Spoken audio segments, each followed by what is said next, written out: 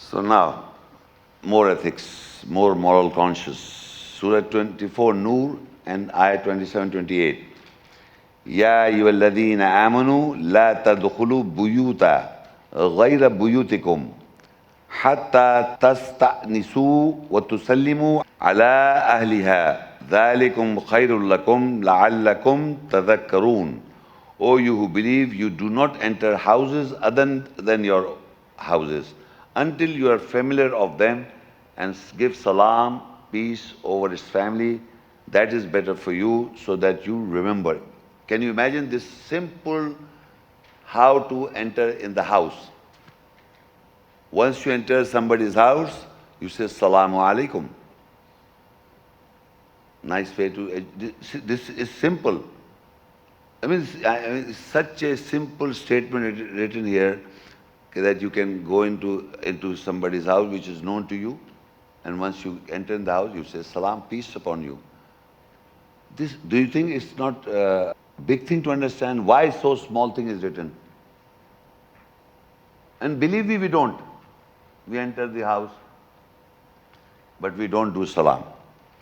But I've seen people, some religious people, going from one room, there is nobody in the room, Assalamu alaikum, and then they go to another room, then they say Assalamu alaikum, they come from that room, they go to the third room in their own house and say Assalamu alaikum. I said, why are you going salam here and there? Well, Allah says in the Quran, I said, look man, if you enter my house or I enter your house, that's what salam, not in every room you're entering and out. A number of times she enters, a number of times she came out and she says, Salamu alaikum, Salamu alaikum. In your own country she's doing Salamu alaikum, going in the one room and the other room and the other room, and nobody's there. And doing salam to the jinns, and jinns saying, wa alaikum salam. I don't know. So what I'm saying is, if you enter in somebody, like I come to your house, I should wait. It's not that you are small or I'm big, I should say Salamu alaikum. This is also, I'm small, he's a big guy, he should no. Anybody goes into somebody's house, he should say Salamu alaikum. It's not that I did first, it's better I did. It's good for me. So then further it says, فَإِن لَمْ تَجِدُوا فِيهَا أَحَدًا فَلَا تَدْخُلُوهَا حَتَّى يُؤْذَنَ لَكُمْ وَإِن قِيلَ لَكُمُ ارْجِعُوا فَارْجِعُوا هُوَ أَزْكَى لَكُمْ وَاللَّهُ بِمَا تَعْمَلُونَ عَلِيمٌ.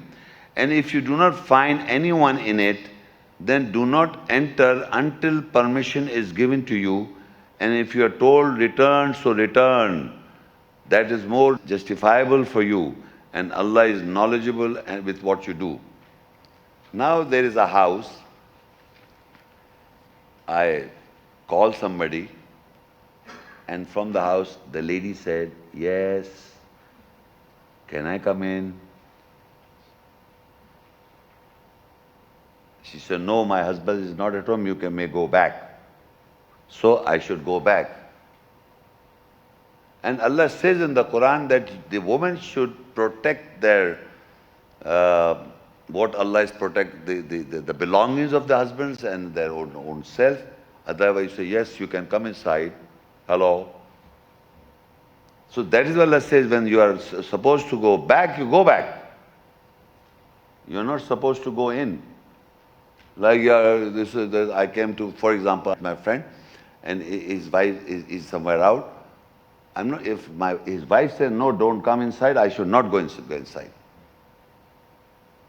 These are basic principles of a good life, but we don't care.